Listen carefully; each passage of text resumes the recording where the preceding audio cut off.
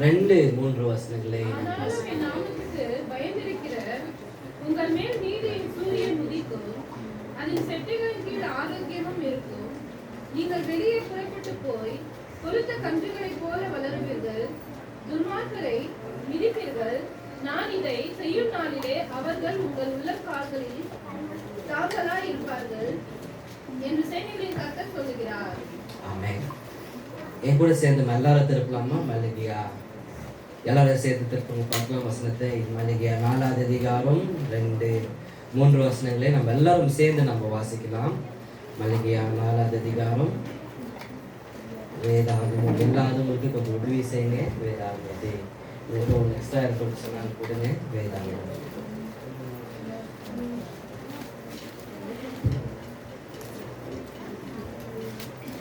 எடுத்தாச்சுங்களா? எல்லாரும் எடுத்தாச்சா? வாசிக்கலாம். 4வது அதிகாரம் 2-3 வசனங்களை நாம் வாசிக்கலாம்.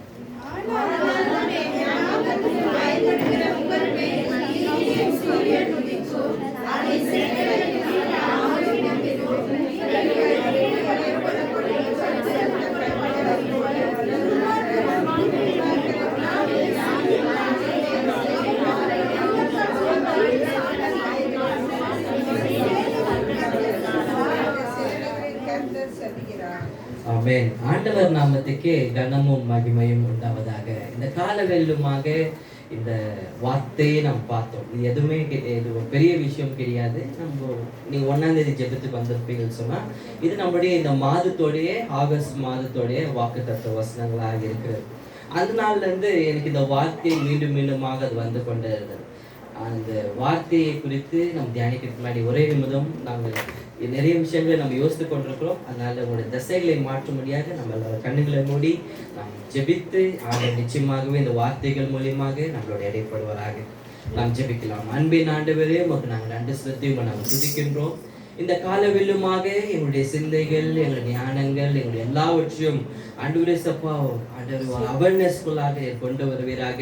ஆண்டவரே மந்த நாவுகள், மந்த யோசனைகள், மந்த காரியங்கள் மீதி ஆண்டவரே பிசாசுடைய எல்லா தாக்குகள்ல இருந்து யோசனைகள்ல இருந்து ஆண்டவரே ஒவ்வொருத்தரும் இங்கே உட்கார்ந்து கொண்டு வார்த்தைகளை கேட்டுக்கொண்டிருக்கிற ஒவ்வொரு ஆத்துமாக்களையும் இந்த காலவேளை தொட முடியாத நாங்கள் ஜெபிக்கின்றோம். ஆண்டவரே இந்த வார்த்தைகள் உயிர்ப்பிக்கட்டும். இந்த வார்த்தைகள் விதையாய் மனதுக்குள்ளாக வரட்டும். நீர் உண்மையான சத்தியங்களை இந்த நேரத்தில் நாங்கள் கேட்க ஆண்டவரே சப்பா எங்களுக்குள்ளாக அந்த ஜீவனை உருவாக்க முடியாக உங்களுடைய சத்தத்தை கேட்டு ஆண்டவரே சப்பா நாங்கள் பிடியிலிருந்து ஆண்டவரை விடுதலையாக்க முடியாக என்று நாங்கள் ஒப்பு கொடுக்கின்றோம். அப்பா ஆண்டவரை கிருபை கொடுங்க, பலனை கொடுங்க, சக்தியை கொடுங்க. ஆண்டவரை தேவையான ஞானத்தை கொடுங்க. ஆண்டவரை புரிந்து கொள்ளுகிற அந்த ஆண்டவரே சப்பா எங்களுக்கு அந்த ஞானத்தை கொடுத்து வழிநடத்த முடியாக நாங்கள் ஜெபிக்கின்றோம். இது மூலியமா உம் நாம மகிமைப்பட ஆண்டவரை எடைப்பட முடியாது நாங்கள் ஜெபிக்கிறோம். இயேசு மூலம் நாங்கள் ஜெபிக்கிறோம் நல்ல பிதாவே, ஆமென். இந்த வார்த்தைகளை நாம் தியானித்துக் கொண்டிருக்கிறோம் போது இந்த 2வது வசனம் நம்மளுக்கு முதலாக சொல்லுகிறது. இந்த வசனத்தை 2ஆக பிரிக்கின்ற போது முதலாவது காரியம் நாம் தொடங்கும் போது வசனம் எப்படி தொடங்குது பாருங்க. ஒருத்தர் யாரும் வாசிக்கலாம்.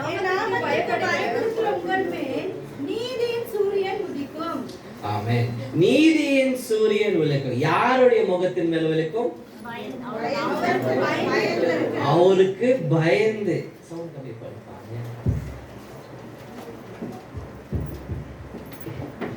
பயந்து நம் வாழுகிறவர்களுக்கு என்ன பண்றோம்னாக்கா, அதாவது நீங்க பயந்து நடுங்கி போகிறதுன்னு சொல்லி அல்ல, ஆனால் நம்ம ஒரு பயபக்தியாக நம்ம இருக்கின்ற போது உங்களுக்கு உதாரணத்தை சொல்லும் போது நம் வேலை செய்கின்ற இடத்துல நம்ம என்ன பண்றோம்னா அந்த வேலை செய்கின்ற ஓனர் ஆகட்டும், மேனேஜர்களாகட்டும், நம்மளுக்கு கீழே செயல்படுகிற சூப்பர்வைசர்களாகட்டும், அவங்கள பார்த்து நம்ம பயந்து நடுங்கி நம்ம வேலைகளை செய்வதில்லை.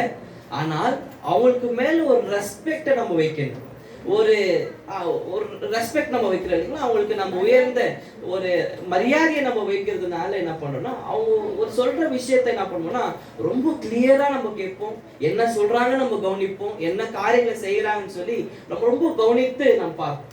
அவங்கள பார்த்து நம்ம நடுங்கிறது கிடையாது.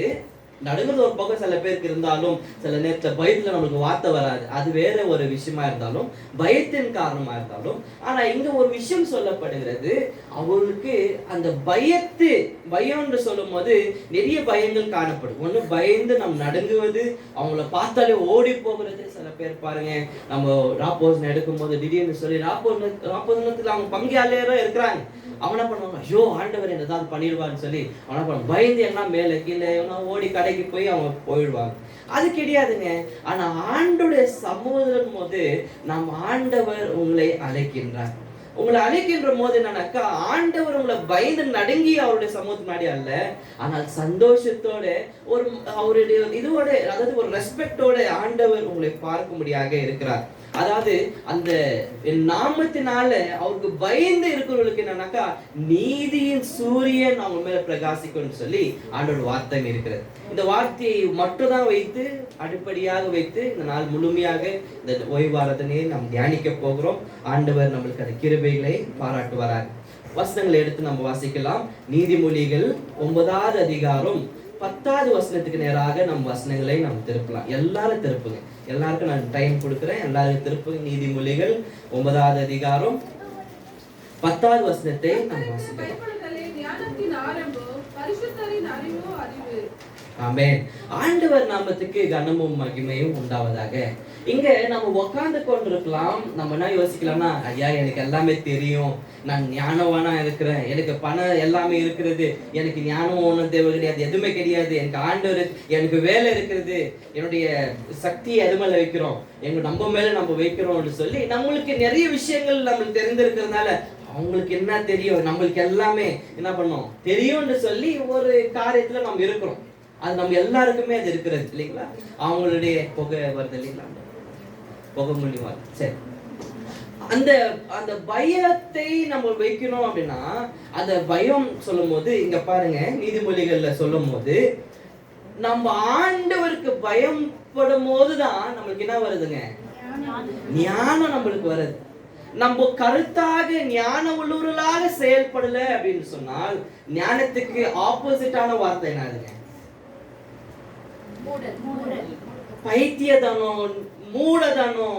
ஐயா அந்த அவங்கெல்லாம் போய் பேசாதீங்க, பேசினால என்ன பண்றாங்க, கோபமா பேசுறாங்க, அவங்களுக்கு எப்படி பேசணும்னே தெரியாது, எப்படி நடந்து கொள்றதே தெரியாது, எப்படி அவங்களுக்கு ரெஸ்பெக்ட் பண்ணணும் தெரியாது, ஒரு கீழ்த்தனமான வாழ்கிற ஜனங்களா இருக்கிறாங்க. ஒன்னும் அவங்களுக்குள்ள என்ன இல்ல, கேரக்டர் இல்ல, அவங்களுக்குள்ள என்ன ரெஸ்பெக்ட் இல்ல, அவங்க ஒன்றுத்துக்கும் பிரயோஜனம் இல்லைன்னு சொல்லி உங்களை எல்லாரும் வெறுக்குகின்ற சூழ்நிலையில காணப்படுவோம்.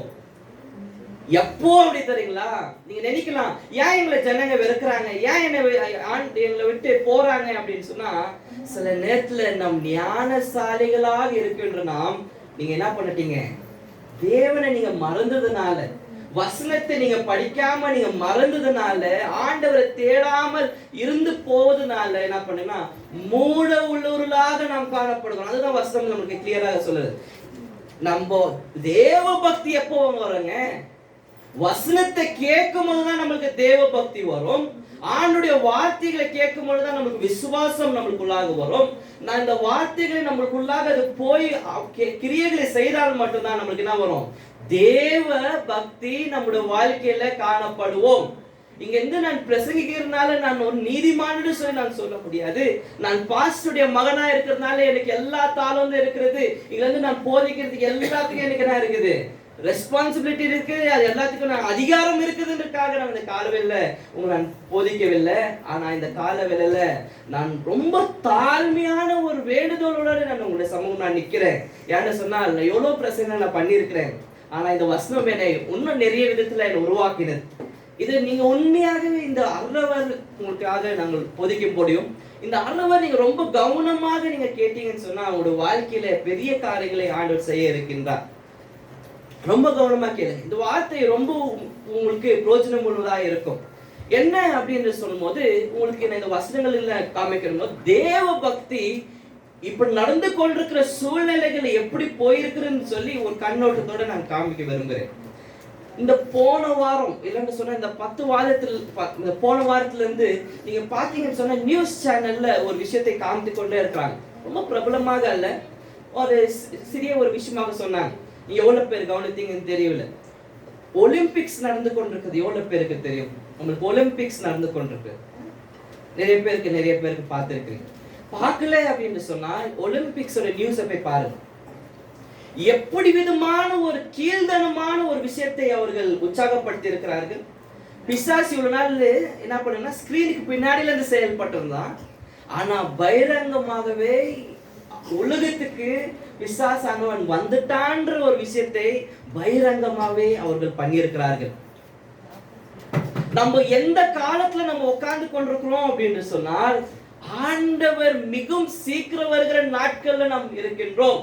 உங்களுக்கு மீண்டுமாக நான் சொல்லுகின்றேன், இன்னும் நாட்கள் செல்லாது. நாட்கள் மீண்டுமாக நீ நினைத்த போல, ஐயோ இந்த ஒரு வாரம் தானே போயிடும், அடுத்த மாசம் தானே, ஒரு மாசம் தானே போவோம், இந்த இவ்வளவு வருஷம் வந்துட்டா இன்னொரு மாசம் போவாதா, இன்னும் வருஷம் இல்லைங்க. இப்போ வந்து கொண்டிருக்கிற சூழ்நிலை எப்படி இருக்குன்னா, நீங்க பக்கத்துல கண்ணு திறந்து நீங்க பாத்தீங்கன்னா ஆண்டவருடைய வருகை மிகவும் சீக்கிரமா இருக்குதுன்னு சொல்லி வெளிப்படுத்துதல்ல நம்மளுக்கு வாசிக்கிறதுபடி நம்ம சொல்ல முடியும். வெளிப்படுத்தல் 6வது அதிகாரத்துல நீங்க ஒரு விஷயம் இருக்கிறது. நீங்க பாத்தீங்க அப்படின்னு சொன்னால், மரணத்தின் தூதன் என்ன பண்றான், பூலோகத்துக்குள்ளாக வரான். அது என்னது சீல்னா 5வது சீல், முத்திரையை உடைந்த உடனே அவன் வரான். எதுக்காக அவனுக்கு போடப்படுதுனாக்கா, அவனுக்கு அவன் கையில என்ன கொடுக்கப்படுதுன்னு சொன்னா மரணத்தை அவர்கள் கொடுக்கிறார்கள். 7வது வசனத்துல நீங்க பாத்தீங்கன்னு சொன்னா, அவனுடைய அந்த தூதன் கையில மரணத்தை அவன் கொடுப்பான். அவன் பார்க்க எப்படி இருக்கிறான்னா வெள்ளியாக அவன் காணப்படுவான்னு சொல்லப்படுகிறது. இந்த ஒலிம்பிக்ஸ்ல அவங்க முதலாவது காரியம் அவங்க செய்தது என்னன்னு சொன்னா ஓரினை சேர்க்கை, அதே போல ஜெண்டர் மாற்றுவது, டிரான்ஸ்ஜெண்டரை உற்சாகப்படுத்துவது, அதே போல எல்லா பாவத்தை எல்ஜிபிடிஸ் எல்லாருடைய எல்லா காரியங்களும் கொண்டு வந்து எவ்வளவு முடியுமோ ஆண்டவருடைய நாமத்தை தூஷிக்க முடியாத அவர்கள் செய்தார்கள். இது எது குறிக்கிறது அப்படின்னு சொன்னால், நாம் பிசாசின் நாட்கள்ல நாம் தொடங்கியாச்சு. பிசாசு இதுக்கு மேல என்ன பண்ண, டிவிக்கு பின்னாடில இருந்து ஒரு ஆளாக செயல்பட மாட்டான், பகிரங்கமாவே உங்களுக்கு ஒரு விஷயத்தை அவன் காமித்திருக்கிறான். அப்படின்னு சொன்னால் நீங்க நினைக்கலாம், ஐயோ ஒரு ஒலிம்பிக்ல ஒரு என்டர்டைன்மெண்ட் தானே அது நடந்துச்சு, ஒரு ஓவர் தான் நடந்துச்சு. அது என்டர்டைன்மெண்ட் ஸ்டார்டிங் ப்ரோக்ராம் அப்படின்னு சொல்லுவாங்க. அந்த ஸ்டார்டிங் இனாகுரேஷன் நடந்தது, அது ஒரு ஹவர் தான் நடந்துச்சு. அது ஒரு ஹவர்ல எவ்வளவு முடியுமோ கிறிஸ்தவர்களை அவர்கள் எவ்வளவு முடியுமோ தாக்க முடியுமோ ஆண்டுடைய காரியங்களை அவர்கள் தாக்கினார்கள். கிறிஸ்தவத்துல பைபிள் ஒரு இல்லாத ஒரு விஷயம் இருக்குது. என்ன தெரியுங்களா, நிறைய பேருடைய வீட்டுல நீங்க பார்த்திருப்பீங்க, இந்த 12 சீசர்களும் ஆண்டோட சேர்ந்து என்ன பண்ணுவாங்க, ராப்போசனத்தை அவர்கள் பங்கெடுக்கிறதை ஒரே ஒரு டேபிள்ல என்ன பண்ணி உட்காந்து ராப்போசனத்தை குடிக்கிறதை நாம் பார்த்திருக்க முடியும். அது ஏசப்பா நடுவில் இருப்பாரு, கூட பக்கத்துல இந்த பக்கம் ஒரு 6-7 பேர், அந்த பக்கம் ஒரு 6-7 பேர் அவங்க உட்கார்ந்து இருக்கிறதை நம்ம பார்க்க முடியும். அந்த வீட் ஒரு போட்டோகிராஃப் இருக்கு, அது ஒரு பெயிண்ட் பண்ணியிருக்கிறாங்க, அது ஒரு பெயிண்டர் மூலியமா வரைய வைத்தது. ஆனா அந்த ஒரு கான்செப்டை வச்சு ஆண்டவரை தூஷிக்க முடியாத ஒரு பெண்ணை ஏசப்பா இடத்துல உட்கார வைத்து அவங்களை பக்கத்துல இருக்கிறவங்களா ஓரணை சேர்க்கை செய்யற ஜனங்களை எல்ஜிபிடியை கொண்டு வந்து ஆண்கள் பெண்களாய் மாறி இருக்கிறார்கள், பெண்கள் ஆண்களாக மாறி இருக்கிறார்கள், அவர்களை நடுவில் வைத்து என்ன பண்ணியிருக்கிறாங்க, எவ்வளவு முடியுமா ஆண்டவரை தூஷித்து இருக்கிறார்கள். அது முடிஞ்சிச்சு. நெக்ஸ்ட் போனாக்கா என்ன பண்ணுவோம், பிசாசுடைய சத்தங்கள், இது என்ன சொல்லுவாங்கன்னு சொன்னா மெட்டல் பீட்ஸ்ன்னு சொல்லுவாங்க. மெட்டல் அதாவது அது ஒரு மியூசிக் ஒரு இருக்குது. என்னன்னாக்கா அது பிசாசு குறிச்சு மட்டும் தான் ஆராதிப்பாங்க. அந்த பாடல்ல பிசாசு குறித்தே அவங்க என்ன பண்ணுவாங்க, நான் எப்போ சாவலாம், எப்போ நான் இதோட பூலத்துல நான் கூட்டு போகலாம். அந்த பாடல்ல கேட்கும் போது நமக்கு என்னன்னாக்கா இன்னும் கொஞ்ச நேரத்தில் நம்ம என்ன பண்ணலாம், உலகத்துல வானா செத்து போயிடலாம் அப்படின்னு சொல்லி பிசாசை முக்கியத்துவப்படுத்தி மரணத்தை முக்கியத்துவப்படுத்தி பாடலை நாம் பார்க்க முடியும். ஏன் நாங்க சபையில நம்ம சொல்லுகிறோம் மற்ற வார்த்தைகள் எல்லா பாடலிலும் கேட்காதீங்கன்னு சொல்றோம்னாக்கா, நீங்க சில நேரத்துல வாலிப பிள்ளைகளுக்கு நாங்க சொல்லும் போது கோபம் வருகிறது. என்னன்னாக்கா ஜெனரல் பாட்டுலாம் நிறைய கேட்கறாங்க.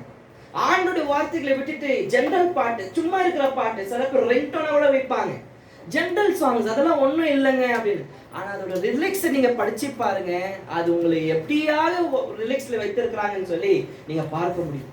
நீங்க சாதாரணமா எடுத்துக்காதீங்க, இதெல்லாம் ஒன்றும் கிடையாது என்ன இருக்குதுன்னு. அது உங்களை கொஞ்சம் கொஞ்சமாக உங்களை மரணத்துக்கு நேராய் வழிநடத்துகிற பாடல்கள் என்று சொல்லி அதை புரிந்து கொள்ளுங்க. இந்த மரணம், இந்த பாவம் என்பது உங்களை ஒரே தடவை ஒரு கத்தி எடுத்து குடுத்தி உங்களை என்ன பண்ணுது, கொண்டு போவதுக்காக அல்ல, ஆனால் கொஞ்சம் கொஞ்சமாக உங்களை இழுத்து ஒரு நேர் உங்களுக்கு தெரிய வரும்போது ஐயோ நான் மாட்டிக்கொண்டிருக்கிறேன்னு சொல்லி நீங்க அறிந்து போகிற நேரத்துல என்ன பண்ணும், அது உங்களுக்கு மரணத்தை அது கொண்டு வருகிற காரியத்துக்குள்ளாக இருக்கிறது. ரொம்ப கவனமாக நீங்கள் இருக்க முடியாது கேட்கின்றோம். இங்க நம்ம கேட்டபடி மீண்டுமாக நம்ம வசனத்துக்கு நம்ம வரலாம். இதெல்லாம் நடந்து கொண்டிருக்கிறது, இதெல்லாம் ஒரு கண்ணோட்டத்தை உங்களுக்கு காமிக்க விரும்புகிறேன். இது மூலியமாக என்ன நடந்தது? மன்னிப்பு கேட்டார்கள், அவங்க எல்லாம் ரொம்ப விஷயங்களை பண்ணாங்க. ஒரு வாட்டி சொல்லிட்ட பிறகு நெக்ஸ்ட் டைம் பண்ண மாட்டாங்க என்ன இருக்கா, பண்ணிட்டாங்க. இப்போ அது காரியத்தை என்ன சொல்றாங்க அப்படின்னு சொன்னால், இது பாரிஸ் நாட்டில் நடக்கப்படுது. பாரிஸ்ல நடக்கிறதுனால மீண்டுமாக இந்த மாதிரி காரியங்களுக்கு நாங்கள் ஈடுபட மாட்டோம். மன்னிப்பு கேட்டிருந்தாலும் அவர் செய்த ஒரு காரியம் என்னன்னா, பகிரங்கமாவே ஆண்டவரை மறுதலிக்கிறார்கள். நீங்க நினைத்துக் கொண்டிருக்கிறீர்கள் இந்த உலகம் எங்க போய் கொண்டிருக்கிறதுனா, ஆண்டவர் ஒரு பக்கம் ரட்சித்துக் கொண்டிருக்கிறார், ஆனால் பிசாசானவன் நேரம் ரொம்ப குறைவா இருக்குதுன்னு சொல்லி அவன் கர்ஜிக்கிற சிங்கத்தை போல அன்புன்ற ஒரு பேர் மூலியமாக ஜனத்தை அவன் வசைப்படுத்தி கொண்டிருக்கிறான்னு சொல்லி ரொம்ப கவனமா இருக்கு. இந்த எல்ஜிபிடி டீம், இந்த ஆண்கள் இந்த பெண்கள் மாறுது, பெண்கள் அந்த ஆண்கள் மாறுகிறது, இதெல்லாம் இந்த பணங்கள்ட்ட போய் கேளுங்க, என்னங்க நீங்க பண்ணீங்க, அது ஒலிம்பிக்ல ஒரு விஷயம் பண்ணீங்க, என்ன பண்ணீங்கன்னாக்கா அவங்க செய்த ஒரே ஒரு விஷயத்தை சொல்றாங்க. எல்லாருமே செய்யற ஒரே ஒரு வார்த்தை, நாங்க அன்பை பிரதிபிக்கிறோம். ஐயா, எந்த மாதிரி அன்புங்க நீங்க பிரதிபிக்கிறீங்க? நீங்க ஜெண்டர் மாதிரி வேற பக்கம், அது உங்களுடைய விஷயம், அது வேற காரியம். ஆனா நம்ம செய்த காரியம் என்னன்னாக்கா அன்பை நாங்க பிரதிபிக்கிறோம். ஒரு மூடைத்தனத்துக்குள்ளாக போகிறார்கள். இந்த மூடைத்தனம் எப்படிங்க நம்மளுக்கு தெரிகிறது, எப்படி நம்ம சொல்லுறோம்? தயவு செஞ்சு என்ன ஆச்சுங்க சிஸ்டர்? ஏன் நாங்க சொல்றோம் அப்படின்னு சொன்னால், தேவ பக்தி அட்டுருளாய் நாம் காணப்படும் போது இதெல்லாமே ஒண்ணுமே தெரியாதுங்க உங்களுக்கு. இந்த பாடல்கள் கேட்பது, பிக்சர் பாட்டு நம்ம பார்ப்பது, பிக்சர் பார்க்குவது எல்லாமே என்னன்னாக்கா ஒரு சாதாரணமாக தெரியும், ஒண்ணுமே கிடையாது, ஒன்னும் ஆயில்ல. பிக்சர் பார்த்து நான் செத்தா போயிடுவேன்னு உங்களை பார்த்து சொல்லுவாங்க. இதேதான் என்ன பண்ணுச்சு பிசாசு, ஏவாள்கிட்ட சொன்னாங்க, ஐயா அந்த கன்னியே ஏதோ நடந்து கொண்டிருக்கு, என்ன ஆச்சுங்க பின்னாடி, என்ன ஆச்சு, என்ன ஆச்சுங்க சிஸ்டர், ஏதோ பேசுறீங்களே, என்ன ஆச்சு பசங்களா?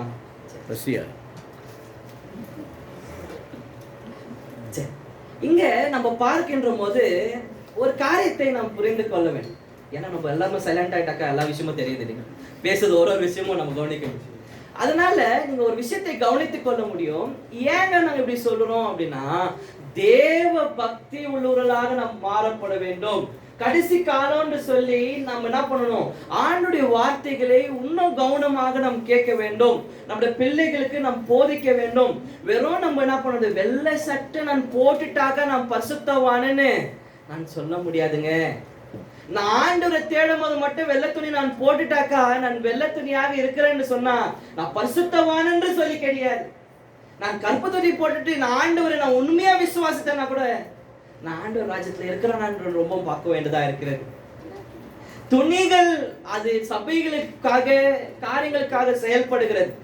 ஆனா ஆண்டவர் உங்களுடைய உள்ளத்தை பார்க்கின்ற போது உங்களுடைய உள்ளம் ஆண்டவருக்கு பயப்படுகிறதா என்று சொல்லி நாம் ரொம்ப கவனித்து நாம் பார்க்க வேண்டும். இது சாதாரணமாக என்னங்க இது மீண்டும் மீண்டுமா இதே ஒரு வார்த்தை சொல்றீங்க, இவ்வளவு வசனம் இருக்குது அதான் விட்டுட்டு இதெல்லாம் கிடையாதானாக்கா, சில நேரங்கள்ல நம்ம கவனம் குறைவா இருக்கிற காரியங்கள் தான் ரொம்ப முக்கியமான காரியங்கள்னு சொல்லி அறிந்து கொள்ள வேண்டும். இந்த வண்டி ஓட்டுறவங்களுக்கு நீங்க கேட்டீங்க அப்படின்னு சொன்னா, நம்ம வண்டியில உட்காந்து போகிறவங்களுக்கு நம்ம பாக்குறது என்னங்க, ரோட தான் பார்த்து போகிறோம். ஆனா இந்த வண்டி ஓட்டுறவுல பார்த்துருக்கிறீங்கன்னு சொன்னா அவங்க வண்டியும் பார்த்தாகணும், ரோடையும் பார்த்தாலும். ஆனா ரொம்ப கவனமாய் பார்க்க வேண்டியது என்ன தெரியுங்களா, பக்கத்துல இருக்கிற சைன் போர்ட்ஸ் அவங்க பார்க்கணும். சைன் போர்டுங்க ரொம்ப முக்கியம், எங்க போகிறோம்னு சொல்லி ரொம்ப முக்கியம். இந்த சைன் போர்ட்ஸை மிஸ் பண்ணிட்டு அவங்க எவ்வளவு வேகம் போனாலும் போலாம் அப்படின்னு சொல்லி போனாங்கன்னாக்கா அவங்க முதலாவது காரியம் ஒரு ஆக்சிடென்ட்ல போயிடணும், ரெண்டாவது காரியம் போலீஸ்ல மாட்டணும், மூன்றாவது காரியம் என்ன தப்பான வழியில அவங்க செய்ய வேணும். ஏங்க சொல்றோம், சைன் போர்ட்ஸ் ஏன் ரொம்ப முக்கியம்? சில இடங்கள்ல நம்ம 70 தான் ஓட்டி ஆகணும், சில இடத்துல நம்ம 40க்குள்ளதான் இருக்கணும் நம்ம ஸ்பீட், சில இடத்துல 30க்குள்ள இருக்கணும். ஆனா நீங்க அந்த ஸ்பீட்ஸை நீங்க மிஸ் பண்ணிட்டீங்க அப்படின்னா கீழே யார் காத்து கொண்டிருக்கிறாங்க? போலீஸ் காத்து கொண்டிருப்பாங்க. பிரிட்ஜ் ஏறும் போது ஒன்றும் தெரியாது, போய் கொண்டிருக்கும் போது தெரியாது. ஆனால் இறங்கும் போது உங்களை யார் கவனிக்கிறாங்கன்னா போலீஸும் அவங்களுடைய வண்டிகளும் உங்களை காத்து கொண்டிருக்கிறோம். சைடு அடிக்க வச்சு எவ்வளோ ஸ்பீட்லப்பா வந்தீங்க? இல்லைங்க நான் ஒரு 60க்குள்ள தான் வந்தேன். 30 தான் போகணும்னு உனக்கு தெரியாதா? சைன் போர்டு தான் போட்டிருக்கிறோமேன்ற மாதிரி உங்களுக்கு நான் ரொம்ப கவனமாக சொல்றேன். தேவ பக்தியை நாம் இழந்து நாம் வாழ்வோம் அப்படின்னு சொன்னா எல்லாமே என்னால முடியும்னு சொல்லி நம்மளுக்கு இருக்கின்ற பலத்தினால நம்ம செய்வோம் அப்படின்னு சொன்னா, ஆனா நான் ரொம்ப தாழ்மையாக சொல்லுகின்றேன், மீது இருக்கிற வசனங்களின் படி நம்ம என்ன பண்ணணும், தப்பான வழிகள்ல நாம் போய் கொண்டிருக்கிறோம். வாசிக்க கேட்கலாம். ஏசாயா எழுதின தீர்க்கதரிசன புஸ்தகங்கள் 60வது அதிகாரம் 2வது வசனத்துக்கு நேராக நம் வசனங்களை நாம் திருப்பலாம். நிறைய வசனங்கள் இருக்கிறது. நீங்கள் உங்களுக்கு தமிழ் தெரியும்னு சொன்னால் வருகிற டிவில வருகிற ஸ்லைட்ஸை நீங்க பார்த்து நீங்க வசனத்தை படிக்க முடியாது. அன்போடு சீக்கிரமா கேட்கின்றோம். இதோ இருள் பூமியை காரிருள் ஜனங்களையும் மூடும், ஆனாலும் உண்மையை கர்த்தர் உதிப்பார், அவருடைய மகிமை உண்மையை காணப்படும். ஆமென். ஹல்லேலூயா. ஐயா கவனிங்க, தெரிய வசனம் ரொம்ப தெரியுங்க, கேளுங்க கவனிங்க. இங்க ஒரு விஷயம் நம்ம புரிந்து கொள்ளுகிறோம். கவனமாயிருங்க. என்ன இருக்குது? என்ன வந்து மூட போகிறது? இருள் உங்களை மூட இருக்கிறது. உங்களுக்கு எப்போ இருள்ல நம்ம இருக்கிறோம்னு சொல்லி அறியாம போகிற ஒரு நிலைமை வரப்போகிறது. அது ரொம்ப கவனமா இருங்கன்னு சொல்லி இங்க வசனம் சொல்லுகிறது. இது எதை மூட போகுதுன்னா பூமி முழுமையாக மூட போகிறது. இந்த பாவம்னு சொல்லி தெரியாம என்ன பண்ணணும்னா சில நேரத்துல நம்ம பூமியை மூடி போகின்றோம். அப்போ என்ன நடக்குது அப்படின்னு சொன்னால் ஆண்டவர் என்ன பண்ணா நம்மளை உயிர்த்தெழ முடியாக, அதாவது நம்மளை உயர முடியாக அந்த இருள் மூடி இருக்கிறது என்று சொல்லி உங்களுக்கு தெரிந்திருந்தால உங்களை என்ன பண்றார், உங்களை உயர்த்த முடியாது நினைக்கின்றார். உயரங்களை ஏங்க உங்களை உயர்த்த வேணும்னாக்கா உங்களை பிரகாசிக்க வைக்கின்றார். ஏங்க ஆண்டவரை நம்ம தேடணும்? ஆண்டவரை தேடும் போது 3 முக்கியமான காரியங்களை நம்ம பார்க்க முடியும். ஆண்டவரை தேடும் போது ஆண்டவர் நல்லவரா இருக்கிறார், அதுக்காக நம்ம ஆண்டவரை நம்ம தேடுகிறோம். 2வது காரியம், ஆண்டவர் நல்லவராய் இருக்கிறார். சில நேரத்தில் நம்மளுக்கு பாடங்களை சொல்ல தரும் போது அவர் நல்லவராய் காமிக்குவது கிடையாது. 3வது காரியம், எல்லா நேரமும் சில நேரத்துல நம்மளுக்கு சூழ்நிலைகள் நம்மளுக்கு நினைத்தது போல நடக்காமல் போகலாம். கிறிஸ்துவத்துல இந்த முக்கியமான 3 விஷயத்தை நீங்க ஒரு லாவாவே வைக்கலாம். ஒண்ணு, ஆண்டவர் நல்லவராய் இருக்கிறாருன்னு சொல்லி நம்ம யோசிக்க முடியும். 2வது காரியம், எப்பொழுதுமே சில நேரத்துல பாடங்களை நம்மளுக்கு ஆண்டவர் கற்றுக் கொடுக்கின்ற போது நம்மளுக்கு ஆண்டவர் நல்லவராய் தெரிய மாட்டார். 3வது காரியம், சூழ்நிலைகள் நம்மளுக்கு நினைத்தது போல நடக்காத நேரங்களிலும் காணப்படும் போது. இந்த 3 விஷயங்கள்ல 2 விஷயங்கள் அப்பப்போ நீங்க வந்து மாட்டிக்கொள்வீங்க. சூழ்நிலைகள் எதிர்பாராத போது நீங்க என்ன பண்ணுவீங்க? ஒன்னாவது நீங்க என்ன பண்ணுவீங்க? ஆண்டவருக்கு நன்றி செலுத்துவீங்க. ஆண்டவரே உனக்கு தெரியாம இது விஷயம் நடக்குதில்லை, எல்லாமே நல்லதுக்குன்னு சொல்லி சில நேரத்தில் நம்ம எடுத்துக்கொள்ள முடியும். 2வது விதத்துல ஏதோ ஒரு பாடத்துல நீங்க கத்து தரீங்க, அதனால என்ன ஆகுங்க, ஏதோ ஒரு விஷயத்த நான் கத்துக்கொள்ள போறேன்னு சொல்லி கசப்பாக நம்ம ஆண்டவரை பார்க்கின்ற ஒரு நிலைமைக்குள்ளாக நம்ம இருக்கின்றோம். இது 3 முக்கியமான விஷயங்கள் ஆண்டவர்